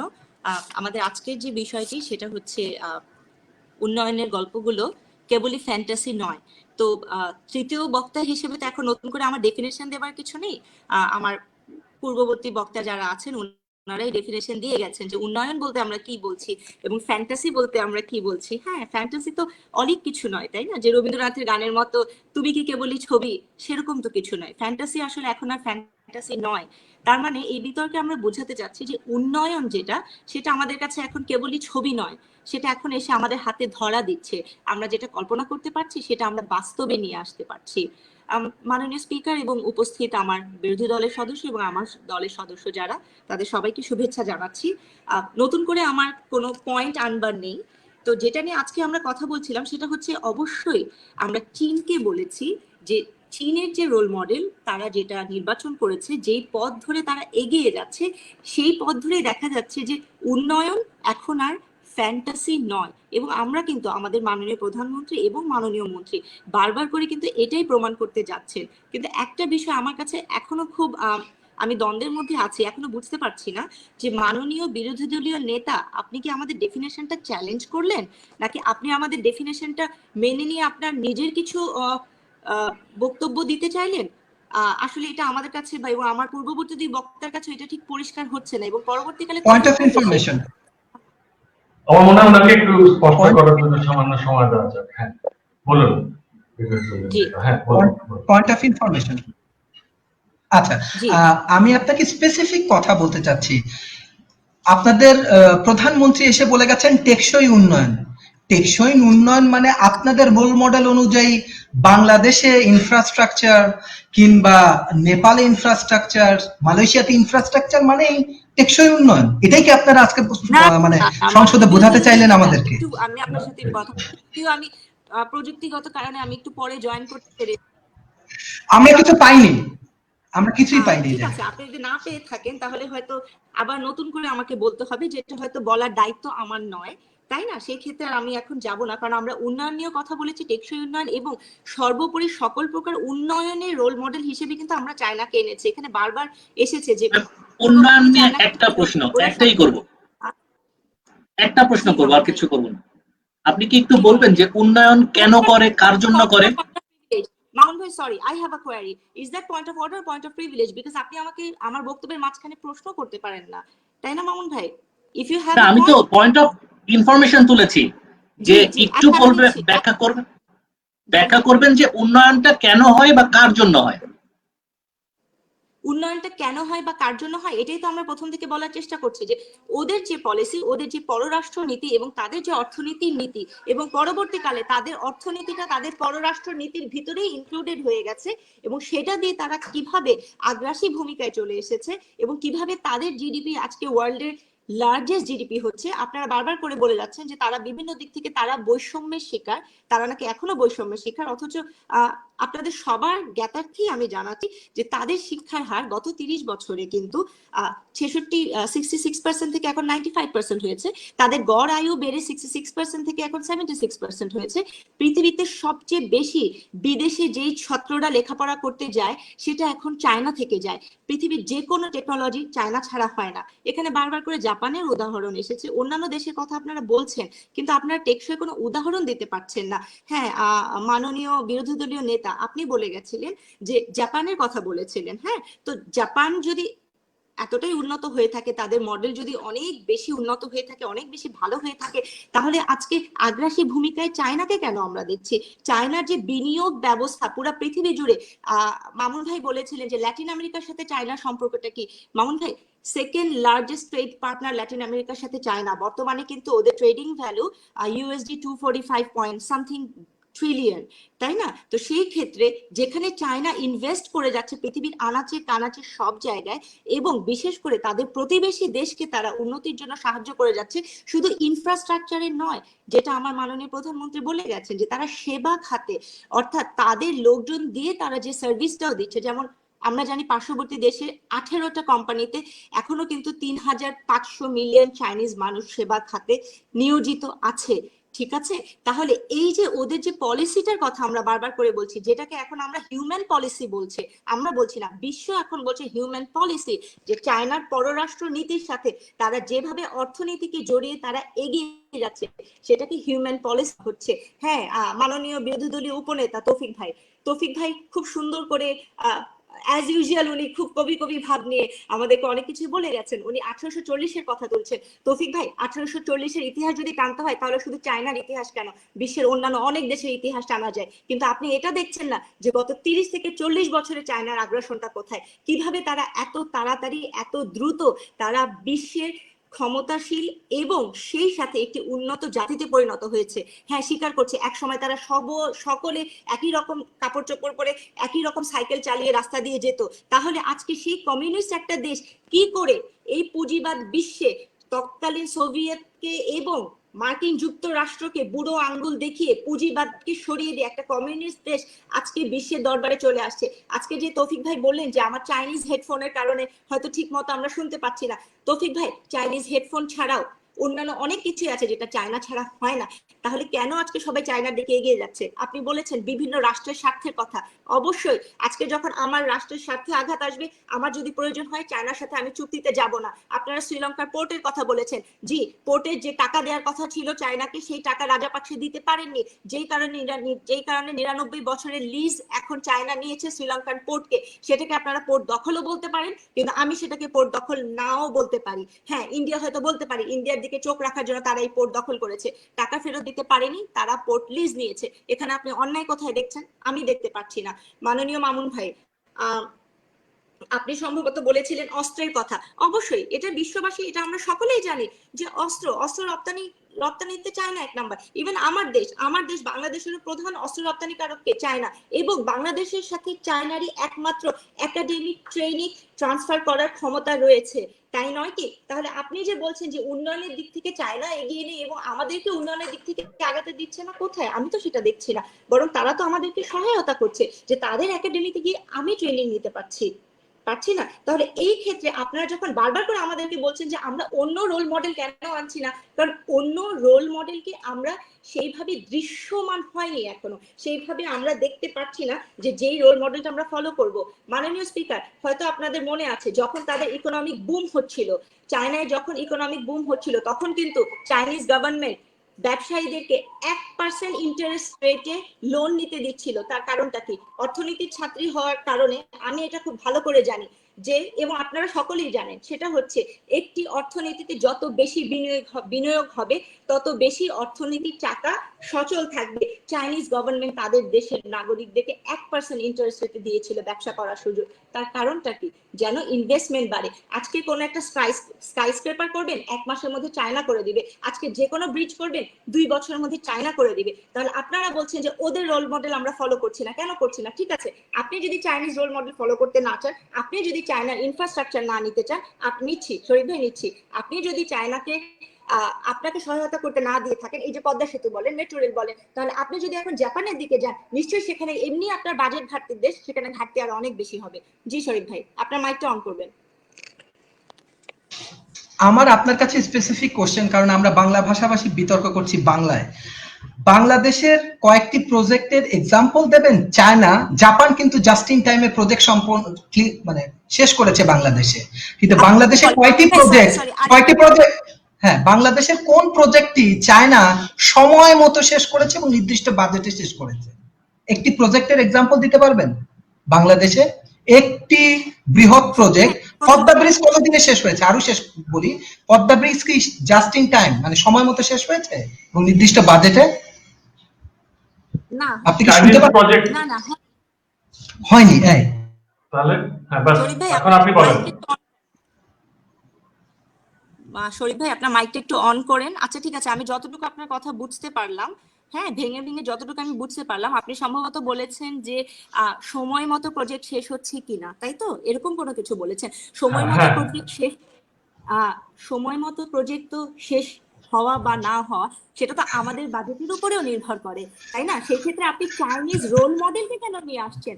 আপনার এই প্রশ্নটা তো এখানে এই বিতর্কে আমার বক্তব্যে একদমই অপ্রাসঙ্গিক, যে ও সময় মতো শেষ করতে পারছে কি পারছে না সেটার সাথে ওর রোল মডেল, ওর ফরেন পলিসি এবং সে কিভাবে তার প্রতিবেশীদেরকে সে কিভাবে উন্নয়নের পথে সাহায্য করছে সেটা নিয়ে কিন্তু আপনারা কেউ একবারও কথা বলছেন না। যে চায়না আজকে কেন, আপনার যেটা আমরা জানি চায়না পাকিস্তান করিডোর যে ওদের চুক্তিটা হয়েছে সেখানে কেন আজকে চায়না ইনভেস্ট করেছে সেটা নিয়ে কিন্তু আনিকা রহমান, আপনার সময় শেষ, আপনি আপনার শেষ বাক্যটা অনুগ্রহ করে যদি বলেন।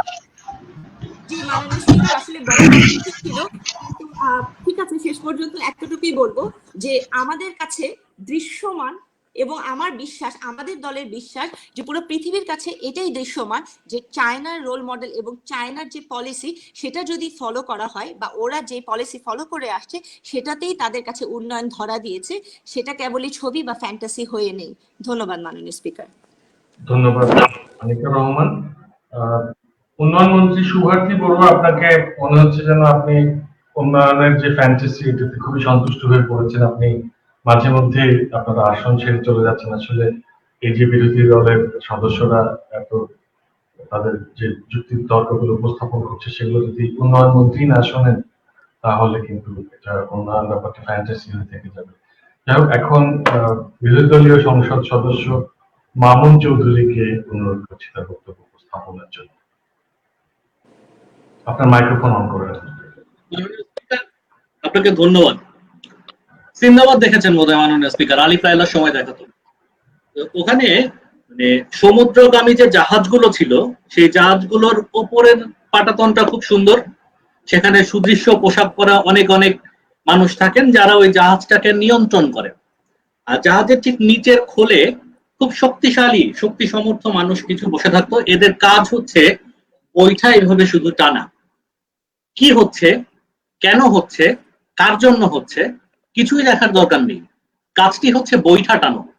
এবং বৈঠা টানতে যখনই একটু থেমে যেতে হয় তখনই পেছন থেকে শাসক গোষ্ঠী এসে পিঠের উপরে চাবুক মারে।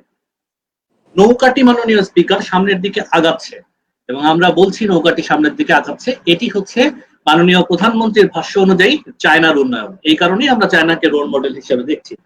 মাননীয় স্পিকার, আজকে সংসদের শেষ গঠনমূলক পর্বের বক্তা হিসেবে বিতর্কের একটা সমাপনী বা সারমর্ম টানা দরকার। মাননীয় প্রধানমন্ত্রী এবং তার দল থেকে যে বিষয়গুলো আসা হয়েছে বিষয়গুলো ছিল অনেকটা এরকম যে চীন এখন মোটামুটি ভাবে বিশ্ব অর্থনীতিকে নিয়ন্ত্রণ করছে, এ কারণে চীনকে আমরা ধরে নিচ্ছি উন্নয়নের রোল মডেলের একটি, যে কারণ যে কোনো সেবার জন্য আমাদের চীনের কাছে যেতে হচ্ছে। বাংলাদেশের যে কোনো সেতু অথবা সিঙ্গাপুরের যে কোনো পোর্ট এইগুলা ঠিকাদারি চীনকে দিতে হচ্ছে। একই সাথে তারা কোনো কল্যাণকর রাষ্ট্রের কথা চিন্তা করছেন না, উন্নয়নের কথা বলছেন কিন্তু কল্যাণকর রাষ্ট্রের কথা চিন্তা করছেন না। এবং উন্নয়ন কি জন্য সেটার কথা যখন জিজ্ঞেস করলাম তখন হচ্ছে উন্নয়ন হবে তার পলিসিগত ভাবে, পররাষ্ট্রনীতিগত ভাবে অথবা তার অর্থনৈতিক আগ্রাসী নীতির কারণে। মূল বিষয়টি যেটি দাঁড়ালো যে মাননীয় বিরোধী দলীয় ও সরকার দলীয় সংসদ সদস্যের বক্তব্যের শেষ বাক্যটি যেরকম ছিল যে চায়না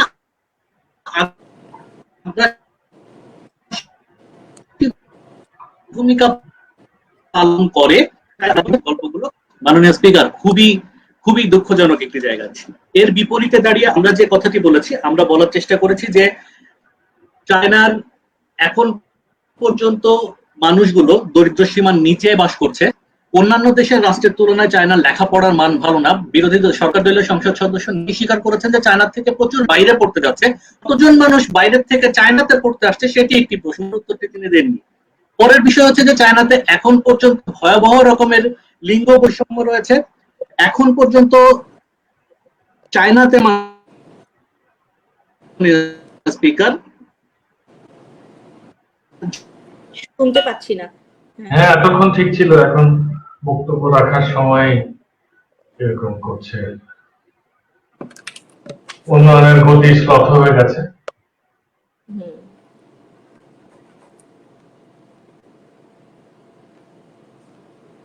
তাহলে তো আমার মনে হয় যে আমরা ওনাকে আবার সুযোগ দেওয়ার চেষ্টা করব। এখন আমরা তাহলে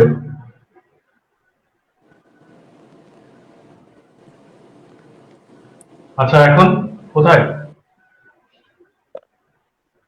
মাননীয় স্পিকার, আপনি কি আমাকে শুনতে পাচ্ছেন? হ্যাঁ, শুনতে পাচ্ছি, বলেন। হ্যাঁ, অসুবিধা নেই। হ্যালো। হ্যাঁ বলেন, কথা বলেন, আমরা শুনছি। মাননীয় স্পিকার, যে কোনো সেবার জন্য আমাদেরকে বলা হয়েছে চীনের কাছে যাওয়ার জন্য। মাননীয় স্পিকার, খুব সহজভাবে যদি দেখি, আমার বোনের বিয়ের ইভেন্ট ম্যানেজমেন্ট ফার্ম যেটিকে আমি ব্যবহার করেছিলাম, যারা আমার সব ধরনের কাজগুলো করে দিয়েছিল, এই জন্য আমার বোনের বিয়ের যাবতীয় দায় দায়িত্বের মালিকানাকে আমি ওই ইভেন্ট ম্যানেজমেন্ট ফার্মটিকে চিন্তা করবো। মাননীয় স্পিকার, চায়নার বিষয়টি হচ্ছে, ধরেন বাংলাদেশের পদ্মা সেতু তৈরি করছে, আমার পকেটের টাকা, আমার টাকা আছে তোমার কাছে, তোমার শ্রমটিকে আমি কিনছি। মাননীয় স্পিকার, যাকে দিয়ে আমি কিনছি সেই ভদ্রলোক নাকি আমার এই শ্রমের মালিকানা দাবি করে বসছেন। মাননীয় স্পিকার, আরো একটি মজার বিষয় দেখুন, বাংলাদেশে নাইকির জুতো তৈরি হচ্ছে, বাংলাদেশের শ্রম সস্তা দেখে গার্মেন্টস এর বাইরের বিভিন্ন জায়গা থেকে অর্ডারটি বাংলাদেশে আসছে, বাংলাদেশের গার্মেন্টস শিল্পটি সেই কারণে টিকে রয়েছে।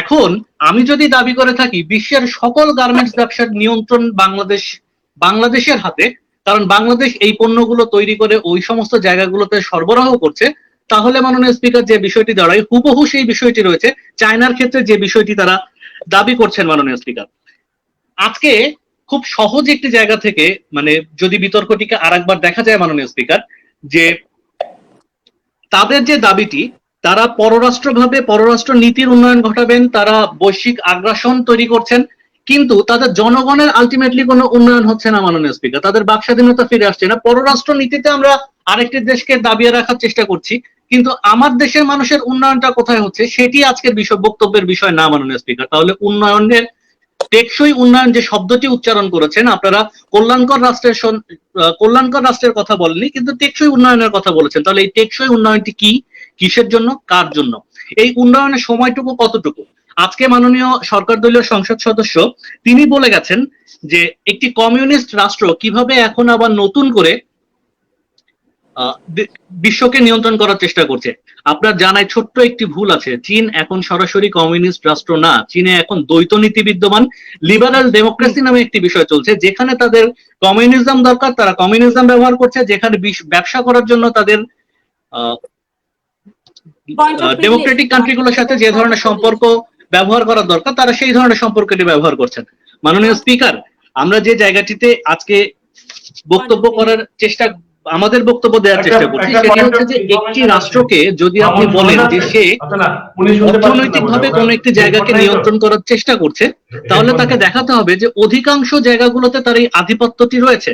এখন এই অধিকাংশ জায়গাগুলোতে আধিপত্য বিস্তার করার ক্ষেত্রে অস্ত্র ব্যবসার যে কথাটি এসেছে, অস্ত্র ব্যবসাটি করছে চীন কার সাথে? ফ্রান্সের সাথে, ইউরোপের সাথে, সৌদি আরবের সাথে, রাশিয়ার সাথে, মার্কিন যুক্তরাষ্ট্রের সাথে না। মাননীয় স্পিকার, উদাহরণ এসেছে কার? তৃতীয় বিশ্বের সবচেয়ে ছোট রাষ্ট্রগুলোর ভিতরের একটা বাংলাদেশ, ফ্রান্সের সাথে। যদি ফ্রান্স ব্যবসা করছে কাদের সাথে? অস্ত্র ব্যবসা নিয়ে। তেলের কথা বলেছে মাননীয় স্পিকার, যদি এখনকার বিশ্ববাজারে সবচেয়ে বেশি নিয়ন্ত্রক ভূমিকা যে জায়গাটি পালন করছে সেটি হচ্ছে তেল। মাননীয় স্পিকার, চীনের তেলের রাজনীতিতে ঠিক কোন জায়গায় কতটুকু ভূমিকা রয়েছে মাননীয় স্পিকার, তাদের বক্তব্য থেকে সেটি পরিষ্কার নয়। তারা বলেছেন চীন সবচেয়ে বড় কনজিউমার, কিন্তু চীন কখনোই আসলে এই তেলের রাজনীতিতে ঢুকতে পারছে না। মাননীয় স্পিকার, জি আপনার প্রশ্নটি। Point of order. হ্যাঁ বলেন।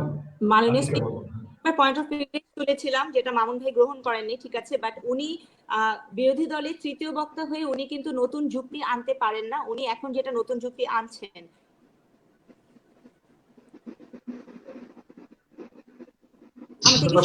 যুক্তি খণ্ডন আনা যাবে না, তৃতীয় বক্তা নতুন যুক্তি দিতে পারবে। আরেকবার করুন। উনি মনে হয় পয়েন্ট অফ অর্ডার না দেওয়ার জন্য এরকম একটা টেকনিক্যাল সমস্যা তৈরি করেছেন আর কি, যাতে এক বেশি বলতে পারেন নাকি। মামুন শুনতে পাচ্ছেন?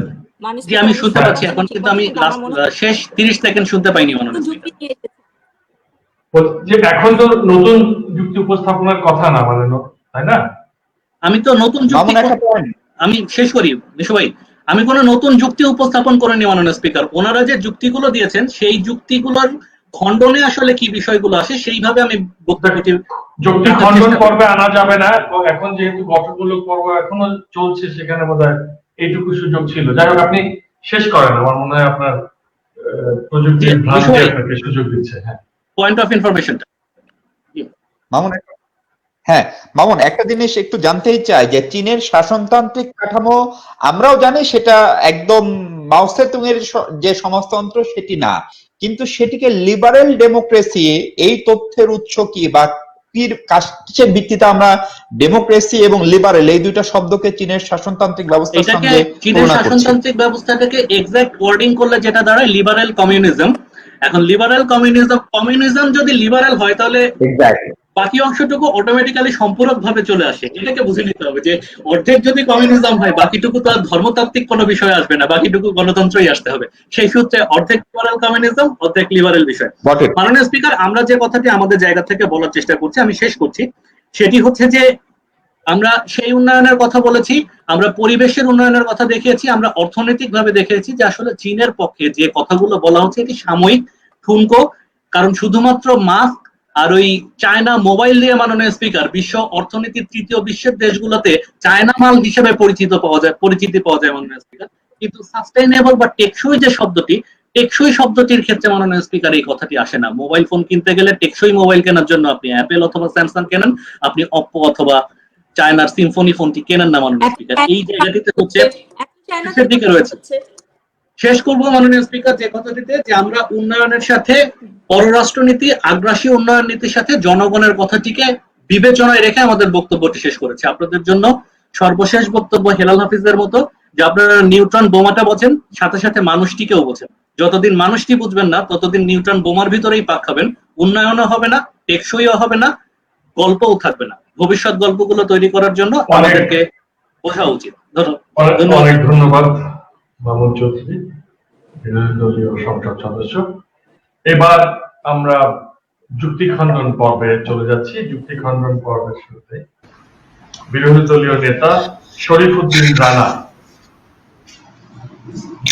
ধন্যবাদ মাননীয় স্পিকার আমাকে যুক্তি খণ্ডনের সুযোগ দেওয়ার জন্য। প্রথমেই আমি খুব দুঃখ প্রকাশ করছি আজকের বিতর্কটি নিয়ে। আমি খুব আশাবাদী ছিলাম, এত বিদগ্ধ এবং বিজ্ঞ বিচারক এবং বিতার্কিক আমাদের এখানে রয়েছে, তারা হয়তো চমৎকার একটি স্ট্র্যাটেজি দেবে এবং আমাদের হোমওয়ার্কটা খুব দুর্দান্ত হওয়া সত্ত্বেও তারা দারুণ ভাবে ফেল করেছে। কোন জায়গায় দেখুন, তারা কি বলছে টেকসই উন্নয়ন, কিন্তু টেকসই উন্নয়ন যখন হবে, টেকসই উন্নয়নের কথা বলবে, কিন্তু তারা এই যে আমাদের দলের থেকে যে কথাটা বলা হলো মানবিক বিষয় কখনো বিবেচ্য নয়। তো চায়না কোভিড-19 নিয়ে তারা তথ্য অবাধ প্রচার করবে না, চায়না তার স্বাস্থ্য ব্যবস্থা নিয়ে অবাধ তথ্য প্রকাশ করবে না, চায়না অন্য দেশের ভ্যাকসিনের তথ্য অন্যান্য বিষয়গুলোকে তারা নিয়ন্ত্রণ করার চেষ্টা করবে, সেটা নিয়ে তারা কথা বলবে না, চায়নার উইঘুরে যে মানবিক বিপর্যয় রয়েছে সেটা নিয়ে তারা কথা বলবে না। তারা শুধু কথা বলবে কিছু প্রজেক্ট নিয়ে, হ্যাঁ, যেটা আমরা মিডিয়াতে, ইলেকট্রনিক মিডিয়াতে প্রপাগান্ডা হিসেবে দেখতে পাই। এমনকি আমার সোনার বাংলাদেশে চায়না একটা প্রজেক্ট এখনো পর্যন্ত, পদ্মা সেতুর কথা বলা হয়েছে, পদ্মা সেতু একটা ভালো এক্সাম্পল নয় জাস্ট ইন টাইম ম্যানেজমেন্টের জন্য।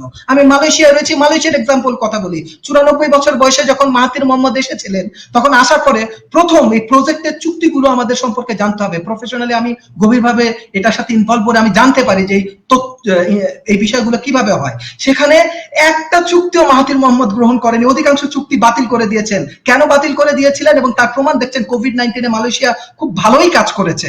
কি বলেছিলেন তারা? আমরা মডেল হিসেবে গ্রহণ করব জাপানকে, আমরা ইউরোপ কিংবা ইউএসএ থেকে নলেজ গ্যাদার করব, কিংবা জাপানকে আমরা সাস্টেনেবিলিটির জন্য মডেল হিসেবে গ্রহণ করব। দেখেন তারা যে প্রজেক্ট নিয়ে, এনার্জি প্রজেক্ট, অনেক স্মার্ট সিটি প্রজেক্ট, অনেক কথা বলতে পারেন। কেন? তারা যখন চুক্তিগুলো করে সেই চুক্তিগুলোর মধ্যে অনেক বেশি দুর্বলতা থাকে। আমাদের দেশে সে পলিসি মেকাররা প্রপার কন্ট্রিবিউট না করার কারণে, আমাদের দেশের ইলেকট্রনিক মিডিয়া সেই জিনিসগুলোকে সত্যিকার অর্থে তথ্যগুলো না জানার কারণে, আমাদের দেশের যে প্রগতিশীল সমাজ আছে তারা এই জিনিসগুলোকে ভয় পায় বলে সঠিক তথ্যগুলো জানে না। যদি তারা মাহাতির মোহাম্মদের মতো সাহসী হতেন, এই ধরনের চুক্তিগুলোকে বাতিল করতেন। এবং আপনি দেখেন আজকে আফ্রিকাও পর্যন্ত, আফ্রিকাতে ঘানা, নাইজেরিয়া, তারা বলছে আমরা চায়নার সাথে এই চুক্তিগুলো করব না। আপনি চায়নার ইন্টারনাল ডিপ্লোমেসি দেখেন, চায়নায় যেই জাপানের 100টির অধিক কোম্পানি ছিল যারা বিনিয়োগ করেছিল ম্যানুফ্যাকচারিং এ, সবাই চলে গেছে। ইউরোপের আপনার সুইডেনের কথা বলেন, জার্মানের কথা বলেন, ফ্রান্সের কথা বলেন, ইউকের কথা বলেন, অধিকাংশ কান্ট্রিগুলো বলছে চায়নায় অবাধ তথ্য নেই, চায়নার সাথে ইন্টারনাল ক্লাশ হয়, তারা কোয়ালিটি প্রোডাক্ট প্রডিউস করে না, তাদের তথ্যের আদান প্রদান হয় না, আমাদের মুখ বন্ধ করে রাখা হয়, আমরা সেখান থেকে সরে যাচ্ছি, চায়না চলে গেছে। চায়না যখন গভীর সংকটে পড়েছে তখন সে, এবং আমি যখন মাননীয় প্রধানমন্ত্রীকে প্রশ্ন করেছিলাম, হয়তো উনি পেশাগত কাজে প্রচুর ব্যস্ত থাকেন বলে এগুলো নিয়ে একটু পড়া কিংবা গবেষণার একটু সুযোগ কম হয়, তাই আমি এটা বুঝতে পারছি। কিন্তু এই যে আপনার মিলিটারি সিভিল ফিউশন, যেটা গবেষকদের কাছে চরমভাবে একটি আতঙ্কের বিষয়। আমাদের অনিকা আপু যে বিরোধী দলীয় দল সরকার দল থেকে উনি বলে গেলেন যে শিক্ষা ব্যবস্থার কথা, চায়নার সাথে এখন বিদেশি বিভিন্ন বিশ্ববিদ্যালয়গুলো চুক্তিগুলো করতে চাচ্ছে না, তারা অগ্রসর হতে। আপনার সময় শেষ। জি জি জি জি, আমি 30 সেকেন্ড সময় চেয়ে দিচ্ছি। এই চুক্তিগুলো তারা কেন করতে চাচ্ছে না? কারণ তারা জানে যে এখন যে দেশটি সাস্টেনেবিলিটি প্রসঙ্গ হচ্ছে, সাস্টেনেবিলিটির প্রসঙ্গে তাদের ইন্টারনাল যে বিষয় সেটিও গ্রহণযোগ্য নয়, এবং তাদের প্রজেক্ট ম্যানেজমেন্টের তাদের যে কর্মকাণ্ড সেটার গ্রহণযোগ্য নয়। তার মডেল যদি দেখেন, মালয়েশিয়া অধিকাংশ চুক্তি বাতিল করে দিয়েছে, জাপানকে ফলো করেছে, কোভিড-19 খুব ভালো ভূমিকা পালন করেছে। আপনারা গুগলে সার্চ করে ধন্যবাদ আপনাকে, ধন্যবাদ। হ্যাঁ, এবারে যুক্তি খণ্ডন পর্বের শেষ বিশ্লেষণী বক্তব্য নিয়ে আসছেন মাননীয় প্রধানমন্ত্রী। ধন্যবাদ, ধন্যবাদ মাননীয় স্পিকার। মাননীয় প্রধানমন্ত্রী যেহেতু তার অবস্থানগত কারণে মালয়েশিয়ায় থাকেন, সেখানেই কাজ করেন, সেখানে রাজনৈতিক আশ্রয় টশ্রয় পাচ্ছেন কিনা সেটা জানি না, ফলে সেটা করতে গিয়ে উনি মালয়েশিয়ার বাইরেও যে একটা পৃথিবী আছে সেটা উনি চেনেনও না, জানেনও না, খোঁজও রাখেন না। এমনকি তার জন্মভূমি যে দেশ, সেই দেশে চায়না কোন প্রজেক্টটি শেষ করেছে সেটাও তিনি জানেন না। চোখে আঙ্গুল দিয়ে আপনাকে দেখাচ্ছি, একই সময়ে দুটো বড় বিদ্যুৎ প্রকল্পের চুক্তি হয়েছিল। পায়রা 1320 মেগাওয়াট প্রকল্প যেটি চায়না বাস্তবায়ন করছে, একই সময়ে মাতারবাড়ি 1320 মেগাওয়াট প্রকল্প যেটি জাপান বাস্তবায়িত করেছে। এবং এই দুটো চুক্তির ভিতরে আপনি তুলনা করেন, পায়রা থেকে 660 মেগাওয়াট বিদ্যুৎ আরো 3 মাস আগে থেকে অলরেডি গ্রিডে যুক্ত হয়েছে, জাপান কোনো কাজে এখনো করতে পারেনি। মাননীয় স্পিকার, ফলে চীন কোন দেশে প্রকল্প বাস্তবায়ন করলে সেটি সময় মতো শেষ করতে পারে না, এবং পদ্মা সেতু ছাড়া চীন যে বাংলাদেশের আরো কিছু বিনিয়োগ আছে সেটা মাননীয় প্রধানমন্ত্রী জানেন না, কারণ চীনের সেই বিনিয়োগগুলো মালয়েশিয়ার বাইরেও তো হচ্ছে। ফলে এটি হচ্ছে তার অজ্ঞতা এবং চূড়ান্ত রকমের অজ্ঞতা। এটি হচ্ছে প্রথম যুক্তি। দ্বিতীয় যুক্তি হচ্ছে যে মালয়েশিয়ার শাসনতান্ত্রিক কাঠামো নিয়ে প্রশ্ন হচ্ছে, এবং পুরো বিতর্কটি হচ্ছে যে আমরা প্রধানমন্ত্রী অথবা আমার দলের পক্ষ থেকে আমরা কোথাও কোনো কল্যাণ রাষ্ট্র, কল্যাণমুখী রাষ্ট্র, মানবিক কল্যাণ অর্থাৎ চূড়ান্ত অর্থে টেকসই উন্নয়ন বা আদর্শিক একটা রাষ্ট্রের যে গুণাবলী সেটি নিয়ে আজকে আমরা বিতর্ক করছি না। আমরা বলছি যে চীনের মতো একটি দেশ, যে দেশটাকে হাস্যরসের মতো করা হতো, যে চীনারা বাইটটা ছিল, যাদেরকে ছোট বলে উপহাস করা হতো, সেই চীন যে একদিন বিশ্ব অর্থনীতির অন্যতম নিয়ন্ত্রক শক্তি হতে পারে, সেটিকে নিয়ে মার্কিন যুক্তরাষ্ট্র, সোভিয়েত ইউনিয়ন সহ বড় দেশগুলো যে ফ্যান্টাসিতে ভুক্ত, সেইটা আর ফ্যান্টাসি না। তার মানে এই না যে চীনের সব সংকট মিটে গেছে, তার মানে এই না চীন অনেক ভালো রাষ্ট্র হয়ে গেছে। ফলে সেই জায়গা থেকে বিতর্কটা। ফলে সমস্যাটা হচ্ছে এখানে যে অ্যাপল মার্কিন যুক্তরাষ্ট্রের ব্র্যান্ড হলেও তার সবচেয়ে বড় কারখানাটি কিন্তু তাদেরকে কোভিড এর আগ পর্যন্ত চীনে রাখতে হয়েছিল। তার বড় হচ্ছে স্যামসাং, কোরিয়ার ব্র্যান্ড হলেও তাদেরকে কারখানা, উৎপাদন, এমনকি বিপণনের নিয়ন্ত্রণও চীন থেকেই করতে হতো। মাননীয় স্পিকার, তেলের রাজনীতির কথা বারবার আসছে। তেলের রাজনীতির দিন যে কতখানি শেষ সেটা আপনি কোভিড এর সময় নিশ্চিতভাবে টের পেয়েছেন। $0 পর্যন্ত নেমেছে তেলের দাম, এবং এখন এই যে তেলের দাম নিয়ে যে উঠানামা, এবং চীনের তেলের রিজার্ভ কতটুকু সেটি সম্পর্কে যদি আপনার ধারণা থাকে যে চীন তার কতদিনের তেল রিজার্ভ করতে পারে। মার্কিন যুক্তরাষ্ট্রের তো নিজস্ব তেল নাই, ফলে মিডল ইস্টের সঙ্গে চীনের সম্পর্ক যাই হোক না কেন, চীন তার নিজস্ব যে প্রয়োজন, ধরেন যেটি বাংলাদেশ 3 মাসের, মালয়েশিয়া 2.5 মাসের রিজার্ভ করতে পারে, চীন সেটি করতে পারে 3.5 বছরের রিজার্ভ। ফলে আপনাকে সেটি মাথায় রাখতে হবে। আপনার কাছে যদি 3.5 বছরের রিজার্ভ থাকে তাহলে তো আপনি বাকি জিনিসটা নিয়ন্ত্রণ করতেই পারবেন। বিষয়টা হচ্ছে ইভেন্ট ম্যানেজমেন্ট ফার্মের সঙ্গে আপনি পদ্মা সেতুর বা বড় প্রকল্প বাস্তবায়নের যে তুলনা মাউন্ট করলেন সেটাও অনেকখানি অপ্রাসঙ্গিক, কারণ ইভেন্ট ম্যানেজমেন্ট ফান্ডে পুরো টাকাটাই আপনি দেন, কিন্তু আপনি জানেন বাংলাদেশে যে বড় প্রকল্পগুলো বাস্তবায়িত হচ্ছে তার জন্য আন্তর্জাতিক দাতা সংস্থা থেকে, আইএফসি থেকে অথবা অন্যান্য বিশ্ব ব্যাংক থেকে যে টাকা জোগাড় করার কথা, সেই টাকা জোগাড় কিন্তু আপনার যারা ইপিসি কন্ট্রাক্টর টার্মটা নিশ্চয়ই মাননীয় বিরোধী দলীয় নেতা কমন করছে, উনি যেহেতু এগুলো নিয়ে কাজ করেন অনেক, তিনি যদি বুঝে থাকেন তাহলে তাদেরও কিন্তু জোগাড় করতে হয়। এবং বড় প্রকল্পের ক্ষেত্রে বেশিরভাগ দেশে 75% পর্যন্ত অর্থ ইপিসি কন্ট্রাক্টর। আমার সময় শেষ। আমি শুধু আপনারা যেভাবে তথ্য ব্যবস্থাপনার কথা বলতেন, আমরা কিন্তু একেবারেই বলিনি যে চীনের তথ্য আর রাশিয়া হচ্ছে এই কোভিড-19 এর ভ্যাকসিন নিয়ে যে তথ্য নিয়ে যে চালাচালি সেটি রাশিয়ার সঙ্গে ঘটেছে, মার্কিন যুক্তরাষ্ট্রের নির্বাচনের ক্ষেত্রেও, চীনের ক্ষেত্রে সেটি ঘটেনি। ফলে এই যে আপনার জেন্ডার ইকুয়ালিটি, কোয়ালিটি এডুকেশন, কর্মসংস্থানের কথা আপনারা বলছেন, চীনের কর্মসংস্থান নিয়ে কোনো প্রশ্ন আছে? চীনের কত শতাংশ মানুষ গত 30 বছরে কোন জায়গা থেকে কোন জায়গায় এসছে, এবং সেই যে তাদের যে ঊর্ধ্বমুখী কর্মসংস্থান সৃষ্টি করার প্রবণতা, সেটি পৃথিবীর আর কোন দেশে আছে সেটি আমাদেরকে বোঝাতে হবে। অর্থাৎ আমরা মালয়েশিয়া নিয়ে করতে চাই না, আমরা বলেছি চীনের একটি যে অবহেলিত, একটি ধারণাগতভাবে অবহেলিত একটি দেশ ছিল, তাদের সেই যে উন্নয়নের গল্পগুলো অনেকের কাছে ফ্যান্টাসি ছিল, সেটি বাস্তবতা। সেটি আজকের বাস্তবতা হওয়ার কারণেই আমরা আজকে চীনকে উদাহরণ হিসেবে এনেছি। মাননীয় স্পিকার, আমাদের প্রস্তাবটি সংসদে গ্রহণ করার জন্য আপনাকে বিনীত অনুরোধ জানাচ্ছি। অনেক ধন্যবাদ মাহফুজ নিশু, মাননীয় প্রধানমন্ত্রী। খুবই ভালো লাগলো, কেননা বিতর্কটাকে প্রথমেই যেটা করা হয়েছে সেটা হচ্ছে যে আমরা সাধারণত উন্নয়ন নিয়ে আলোচনা করতে গিয়ে একটু এলোপাথাড়ি আলোচনা করি, বা আমাদের যে কল্পনার যে বলা যায় যে গ্রোথ, ইকুইটি বা ইকুয়ালিটি বা কল্যাণ রাষ্ট্রের স্বপ্নের দিকে গিয়ে আমরা যেটা করি যে বাস্তবতার জায়গাটাকে খুব একটা হারিয়ে ফেলি। সেখানে চীনকে নিয়ে আসা সত্যিকার অর্থে ভালো হয়েছে এই জন্য যেহেতু এই দেশটি তার মিডিয়ার স্বাধীনতা সেইভাবে দেয়নি, এই দেশটি সম্পর্কে তথ্য আমাদের কাছে কম ছিল, আগে অতীতে কম ছিল, বর্তমানে আমরা জানি মোটামুটি ভাবে। সেইখানে মোটামুটি ভাবে আমাদের যেটা মনে হয়েছে যে চীন নিয়ে একটা আলোচনা হয়েছে, এতে আমাদের বিরোধী দলীয় নেতাকে খুব একটা সন্তুষ্ট মনে না হলেও আমি বলবো যে এটা কেজো আলোচনা হয়েছে। তবে এখনো দেখার বিষয় আছে যে এখন তো সামর্থ্য উন্নয়নকে কিভাবে আমি বুঝবো, এই যে করোনা কাল, এ সময় এই দুর্যোগটাকে কে কিভাবে মোকাবেলা করেছে, সেই সামর্থ্যের জায়গা দিয়েই কিন্তু আসলে উন্নয়নকে বুঝতে হচ্ছে। এই সময় আসলে জিডিপি গ্রোথ এবং ব্যাংক রিজার্ভ এই ব্যাপারগুলো, বা এই যে একটা উপরি কাঠামোর যে ঝলমলে ব্যাপারগুলো, এগুলো খুব একটা কাজে দিচ্ছে না। সুতরাং মানে এটা একেবারেই ফ্যান্টাসির সময় নয়, এটা খুবই বাস্তবতার একটা সময়। সুতরাং উন্নয়নকে এখন প্রধানত দেখা হচ্ছে যে দুর্যোগ ব্যবস্থাপনায়, বিশেষত এই যে করোনার সময়টাতে এই সামর্থ্যটা কোন দেশের বেশি, যে দেশের বেশি সেই দেশই উন্নত। চীনের ক্ষেত্রে আমার মনে হয় না যে আমরা খুব একটা সন্তুষ্ট এ ব্যাপারে। এই ক্ষেত্রে নিউজিল্যান্ড যেমনটা করেছে, জার্মানি যেমনটা করেছে, তেমনটা কিন্তু চীনকে দেখা যায়নি। চীন খুব একটা সফল হয়েছে এ কথা বলা যাবে না। আর আরেকটা ব্যাপার আমরা সাধারণত খুব অবহেলা করে থাকি, সেটা হচ্ছে যে জাস্টিস, ন্যায় বিচার যদি না থাকে তাহলে কিন্তু উন্নয়ন দিয়ে আপনি কি করবেন? হয়তো চীনের প্রত্যেকটা মানুষের কাছে খাবার আছে, কিন্তু যদি সে ন্যায় বিচার না পায় সেক্ষেত্রে কি হবে?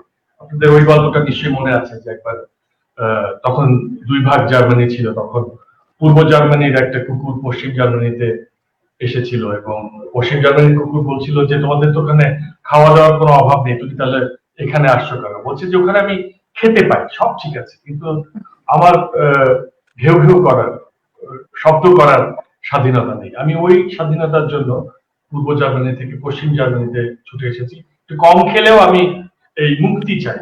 তো এই এই এই জায়গাটিতে চীনকে নিয়ে বড় ধরনের প্রশ্ন আছে। এই প্রশ্নের উত্তর চীন না দিলে তার যে উন্নয়ন, সেটাকে আমরা হয়তো ফ্যান্টাসি বলতে পারবো না, কিন্তু এই উন্নয়ন সত্যিকার অর্থেই মানুষের জীবনে প্রতিবিম্বিত হয়েছে কিনা সে নিয়ে প্রশ্ন থেকে যাবে।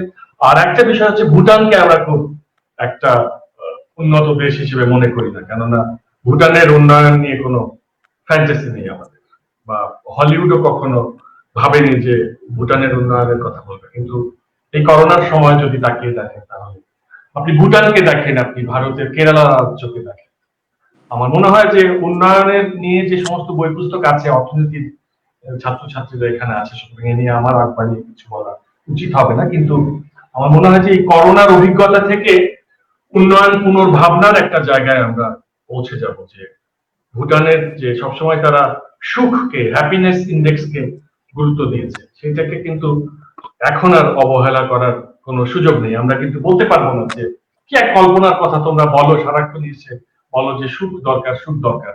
আমার মনে হয় যে করোনার এই সময়টা আরো দীর্ঘায়িত হচ্ছে, এত সহজেই ভ্যাকসিন আসবে এটাও ফ্যান্টাসি আমার কাছে মনে হয়। তো সুতরাং কেরালা, ভুটান, এরা যে উন্নয়ন মডেলকে অনুসরণ করেছে সেটা দক্ষিণ এশিয়ার দেশগুলোর জন্য কার্যকর, এমনটা মনে হয়েছে। অনেক ধন্যবাদ সবাইকে আজকের এই সন্ধ্যাকে আনন্দ ঘন করে তোলার জন্য।